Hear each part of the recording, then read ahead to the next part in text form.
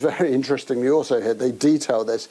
The money that they say they wanted to seize included €52,500, $17,000, £10,000, but also over 21 million Bitcoin. For those of you who have followed the value of Bitcoin, that works out as nearly $400 million.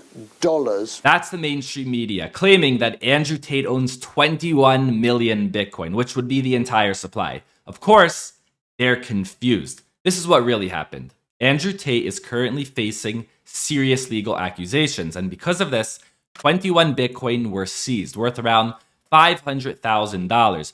And it is rumored that there is more Bitcoin that has yet to be confiscated, which would make sense because Andrew Tate was urging to buy Bitcoin at the bottom $16,000 range. You need to be panicked now, make money now, stack your bags now. Stick to the basics, Ethereum, Bitcoin. The coins are not going to go anywhere. You should be panicked now to buy as much Bitcoin and ETH as possible so in 3 years you can guaranteed retire from life forever. You were panicking more to make money to buy crypto when crypto is reaching all-time highs than you are now when it's on sale. Think about how stupid that is. It's the same coins, the same infrastructure, the same ideals, the same technology. You need to buy now.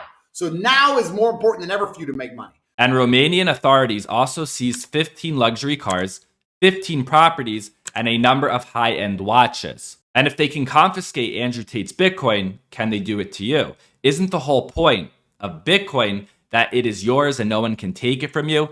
If we look at every other asset, basically, it can be frozen at any time. If you have money in a bank account, it can be frozen with the click of a button. And we recently saw this in Canada. And if you have physical art or physical gold, you can have it locked away somewhere. But if authorities come and they arrest you or they remove you, they can go ahead and take your gold or your art with force. Even if we look at something like USDC, which is a cryptocurrency, if you have it, even in self-custody, it can be frozen. And we also recently saw this with Circle freezing USDC during the Tornado Cash fiasco. But with Bitcoin, if you store it correctly, the only way someone can take it from you is if you give it to them.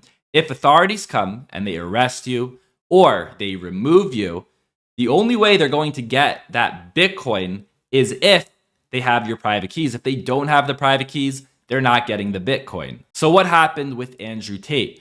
Was it on an exchange or did he have it in his own self-custody wallet? Because even with a self-custody wallet, if a user does not store the keys properly, their Bitcoin will be taken. The best example is the Bitfinex hackers. They stole billions in Bitcoin, but then the US government was able to seize 94,000 Bitcoin from these hackers. How did this happen?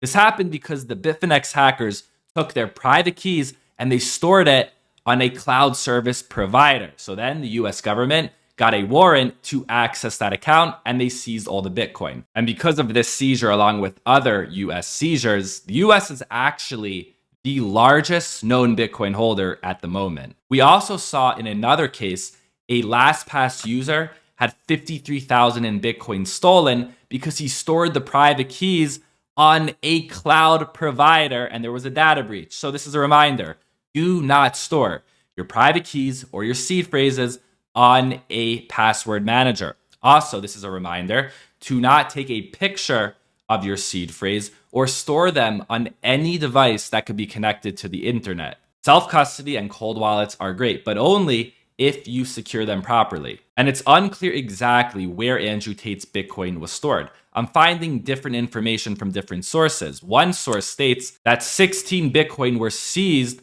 from a Binance account which belonged to Andrew Tate's brother Tristan, and an additional 4.97 Bitcoin were seized from an account on the same platform. And other sources show that Andrew Tate's Bitcoin were seized from his hardware wallet. And I have a hard time believing that the Tate brothers stored their crypto on Binance, more likely with a hardware wallet. And of course, if it's on a hardware wallet, if Romanian authorities say, hey, give us that crypto, give us the private keys through a threat, then this could be one way, one possibility that this Bitcoin was seized. The other way is that they actually took physical access of the device and gave it to the experts. Because when you have a hardware wallet, this is actually pretty surprising.